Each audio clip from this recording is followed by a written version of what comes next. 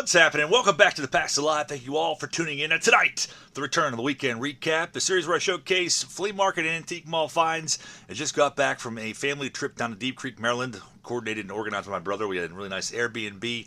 Major shout out to him for making an awesome trip and putting that all together. And while we were down there, we stopped off at a card shop, some flea markets. This morning, I also went out to a flea market in the Altoona area, a place I haven't gone to in a few months. They always have cards there. I came back with some goodies. Before we get into that debauchery, I'm going to show you some yard sale pickups. This was actually, I think this was a yard sale last weekend. I didn't do a weekend recap, but I came across some pretty awesome toys in my neighborhood, and some that you don't see all too often. I don't really show too many toy pickups here because it's not too often that I come across things like Exo Squad from 1993 in the box. Now, back in 93, I was about 9 years old, depending on what time of the year it was. I wasn't super into Exo Squad. I was really into Batman the Animated Series and Gargoyles and a couple other shows like that. So I never really got into this too much, but it was a very short-lived cartoon. They made 52 episodes. The toy line's pretty awesome, though.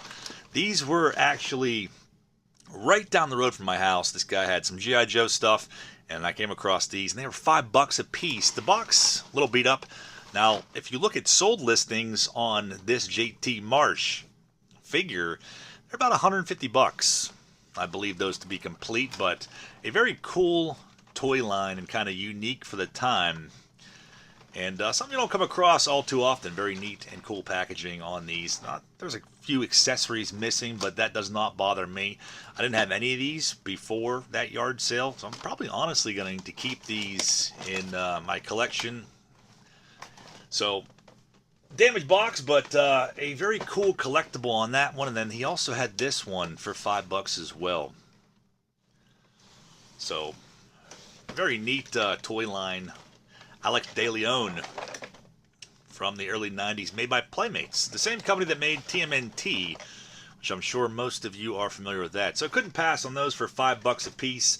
Grabbed those up, and another thing I showed you guys kind of recently, I think it was on an auction video, so I showed it real quick at the very end, but I grabbed this a few weeks back off of eBay. I love random novelty stuff like this.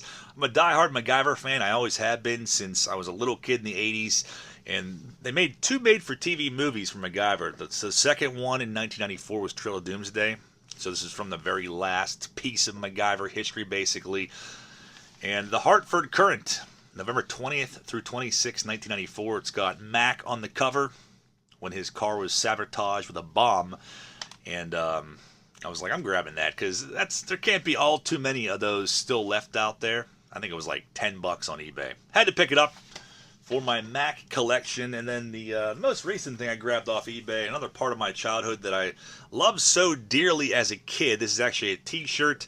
I'm a diehard Indiana Jones fan, at least of the original 3 films.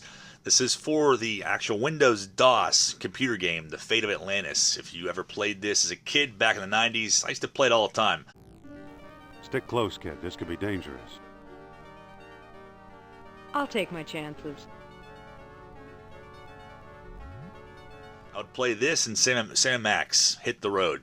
I love both those games, and it'd take me several hours, I don't even know, maybe 4, 5, 6 hours to beat this game in the course of one day, but yeah, it was a really awesome game for the time, and there are literally no other shirts like this on eBay, not on sold listings, and it's definitely kind of something you're probably not going to come across too often, Indiana Jones and the Fate of Atlantis. It's a size XL too, so hopefully I can rock this, but if not, I'll put it in a t-shirt frame and plaster it up on the wall somewhere.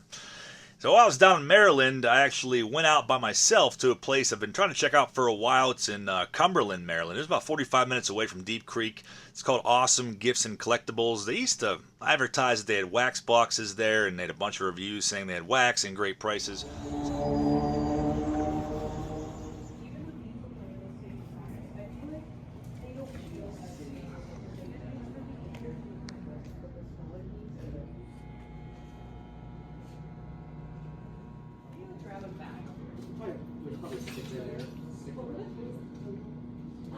Right now it's 7:37.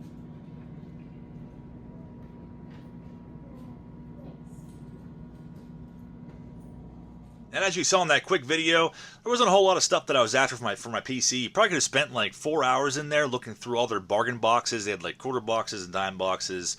And then they had a nice selection of vintage too. A lot of those 50s cards were in pretty nice shape. And I came back with this one, a 58 Clemente. Now, I wasn't sure when I came across. I'm like, do I have that in my vintage Clemente collection? I know I have a 59. I know I have a 56. I don't know if I have a 58.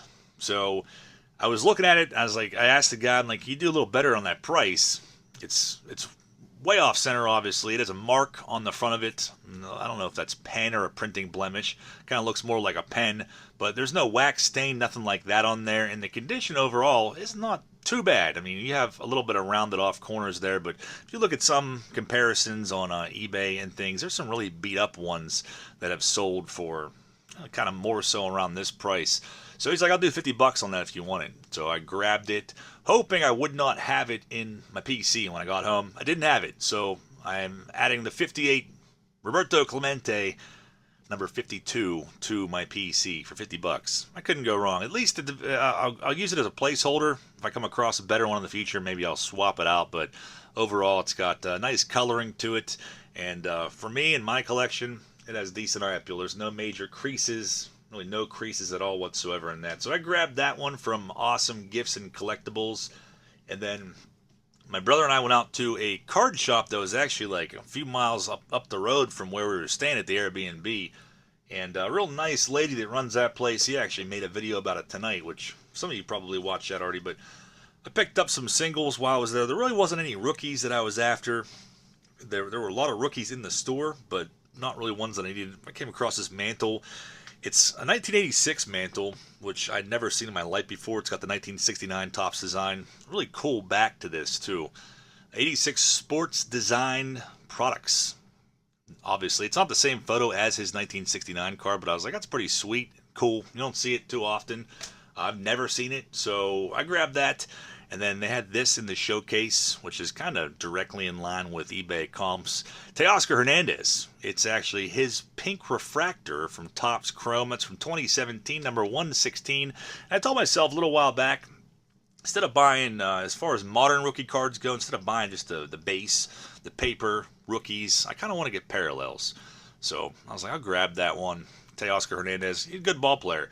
So I figured I'd grab that for the rookie box for $5. The next one, something you don't really hardly ever see out in the wild. At least I don't, and I'm always on the lookout for them because I've been piecing this set together for 6 years now or whatever it's been. I found Doug Jones, 91 Desert Shield. Not Desert Storm, like a lot of people call it that. I feel like I have that conversation a lot. Like, oh, you collect the military cards? No, the actual Desert Shield, the gold seal. But Doug Jones for $2. It's kind of tough to find even common cards of these for $2. And now, unless you scrutinize it like close up under a magnifying glass to really see if it's fake, but there's so many counterfeits out there. I know PSA, I feel like, has graded counterfeits, or so I've seen articles posted about it online. So for $2, I took a chance, hoping I wouldn't have this in my binder, as I have, like, I think more than half the set now. I didn't have it, so that was a nice pickup. So I did pretty well. The Clemente didn't have it. Doug Jones didn't have that for the set, but for $2, you can't really go wrong. And the last card I picked up from 219 Sports Cards. I didn't take any footage of that place, but really, really nice lady running the place. Otani's 2018 opening day. I was pretty sure I didn't have this card, and it's kind of one of the ones I see, lesser amount in comparison to his other rookie cards. Although it is opening day, but still. And Otani, it was $10. She actually had a stack of these. I think they ripped the box of 2018 opening day and got like 7 of them out of the box. So she's like, I'll sell one of them. So $10, can't go wrong for an Otani rookie. And I love that photo. I think it's freaking awesome. So number 200, I'll add that to the more modern rookie box. And I almost forgot, last but not least, this was on the wall at the 219 Sports Card Shop. This plaque with an 8x10 97 Studio Frank Thomas. And it is autographed. It's not a facsimile. And it was only $15. How can you pass on a Big Hurt auto for $15? I do have a Beckett slab of his 90 Topps that's autographed, but couldn't leave that behind for that price, so I had to grab that one. And then this morning, I went out to the Altoona area to go to the outdoor flea market, And it's been a few months I've been there. I feel like the last time I went, I didn't really come across much of anything. There's usually always cards there. But one of the first tables I came across, they had a bunch of rack packs. There was probably, I don't know, there's 3 stacks of them pretty high up. And I asked how much they wanted for each one because I saw some big names on top of some of these. And the lady said $5. And I was like, you know what, for some bigger names that are showing, $5, it's a pretty decent deal, a fair price. And then I asked how much for all of them. And I don't think he would do less than $4. There's a lot of 87 tops there. I think $4 for an 87 tops rack pack is just a little too expensive. But I do collect rack pack rookies. It's something I just started doing not that long ago. So I wasn't going to pass up on an 87 Donruss Bonds on Top rookie for $5. So I grabbed this one. That's not one I really see. I don't really see 87 Donruss rack packs all too often. Even though they're mass-produced, I see tops more than anything else. Donruss, don't come across them very often, in my travels at least. And I picked up another one. So I grabbed 2 of these for $10, which I thought was a good deal for the players showing, and I got the Bonds. I actually had one of these tucked away in a closet for years, and this is like my brother's favorite card ever, so I gave it to him for Christmas, I think a year or 2 ago. So that left me without one for my PC. Well, I came across one this morning, and I grabbed it for $5. So I'll put those in my rookie rack pack box. Someday I'll probably do a video on that, but might not be for a while, as I think there's maybe only like 10 or less rack packs in there. So eventually I will get around to it. I also grabbed some random wax. It can't be a weekend recap without ripping packs. These were from the flea market this morning as well. I think I got there just like a few minutes too late to this guy's table. Super cool guy. He's usually always set up there, and he always has like cool wax packs. It's not like 91 Donruss or 88 Donruss and stuff like that you really can't find any inserts or anything. And he has cool stuff in the mid-90s. So 94 Donruss, you'll find one special edition in each one of those packs. You might get like a Griffey or something cool. It's a Series 1 with Donnie Baseball on top. 95 Ultra and 94 per deck. I freaking love that set. When I was 10 years old back in 94, I was buying a bunch of them. These are the Eastern region, so you're not going to find anything crazy as far as the chase cards go, but it is Series 2. Might find a Jeter foil, might find a Billy Wagner rookie. So I figured we will end this video by ripping these packs open. We'll start out with 94 Donruss, Series 1, and maybe we'll find a sweet insert. Back in the 90s, it was all about the inserts for me. Well, rookie cards and inserts, but there is our special edition. I thought those were so cool. And it's not a bad one. It's a Mo Vaughn. Could have been a way worse name. And back in 94, Mo Vaughn would have been a nice hit to get that parallel in. But I like this design. I was real fond of these back when they came out. So we got an insert in this pack. It's Diamond King. It's Mo Vaughn Hot Pack. Mo Vaughn looking rather depressed in that Dick Perez artwork. Maybe he's a little depressed that I'm not super excited to pull that special edition card, but the Mo Vaughn Hot Pack, at least it would have been back in 94. Doug Henry ends that pack. Nice design. I like that design a lot in comparison with some of the other years of Donruss in the 90s. 95 Ultra, I'm not a super big fan of this design. I think 96 was way cooler, especially the gold medallion cards, but you get one of those per pack, and maybe we'll find some inserts. It's a retail pack. It's Series 1. There's 12 cards in here, and these are probably going to be kind of sticky. And probably kind of hard to open the pack. Not a real good sign there. Pack wrapper was welded together.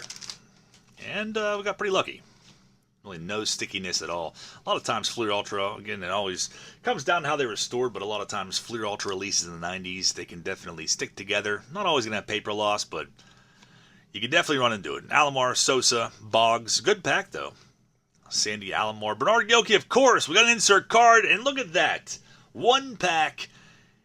Man, I've never even seen this insert set. And we got a Griffey. What does that say? Power Plus. I thought it said Power Piss. Which is pretty ridiculous. I guess my mind's in the gutter. But it looks like it says Piss. Does it not?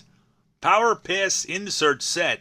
That's freaking awesome. A 6-card insert set.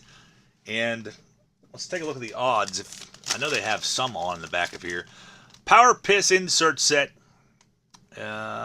It doesn't, it's generic. It says 1 to 3 packs to 1 in 37. Or you can find a hot pack 1 in 72. So since it's like a smaller insert set, I'm guessing it's probably a little more difficult to find, but that is an awesome Griffey insert. I'll probably put that in my PC. Very, very cool. It's awesome all these years later to open packs and see insert cards that you never saw as a kid or didn't know exist. I love that. I feel like it's almost never ending. So that's a pretty great pull right there, and we got 3 packs of Upper Deck to end this. Series 2, show us a Wagner rookie or a foil of Jose Silva. Or back in 94, I would have been going nuts over this William Van Landingham Diamond debuts, as probably a lot of people were. He was a big prospect back then. I like that design, though, when those came out. See what else we can find here. Tom Hankey. And look at that. We got an insert card of Donnie Baseball. It's actually a 94 SP preview. That is awesome. I don't know if I've ever actually pack pulled that. So doing pretty good on just a few packs. And I don't know if I mentioned it before, but these are $1 a piece. So like that one a lot. Let's actually put these, keep these on camera somewhat. Griffey insert, now a Donnie Baseball. And I love 94 SP. That's one of my favorite sets. Maybe even top 5 of all time. Just think that design's awesome and really liked those back when I was a kid. And there's Stan Javier. Absolutely terrified of that base in the dirt. Jeff Juden looking way too cool for school right there. And here's another nice hit. A Clemens. So these were 1 per pack, the Electric Diamond Parallels. And we get a Clemens. So could have been a common, as I'm used to. Normally when I open a box of something like this, most of the parallels that are 1 per pack are common. So we got 2 packs left. Let's see if we can keep this hot rip going. We got a Sean Green. It's a subset card. Alex Rodriguez has one like this. Also, the Upper Deck alumni, Alan Bennis. Kind of a big name from back in this era. He definitely was. Another move on. Clemens. Who can we get for an Electric Diamond? Greg McMichael doing his best totem pole impression. That's John Franco, Mark Lemke, and here's another decent hit right here. Derek Lee rookie, and it's the Electric Diamond. I want to say I'm nearly positive I had this in my rookie box. So, another awesome one. Just keeps delivering.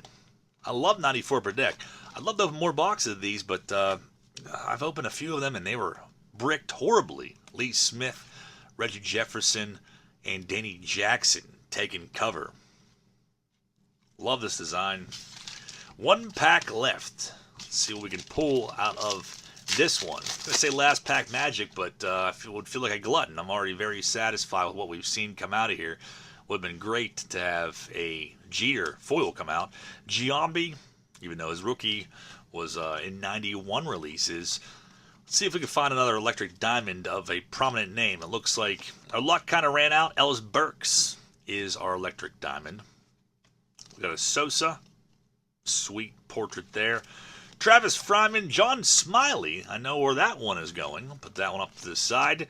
Jody Reed and Pedro Martinez is going to end this this rip and the video overall. So I did not expect to have some nice pulls like this out of those packs. So you can't go wrong with that. Bought a few packs and getting some cool inserts and parallels.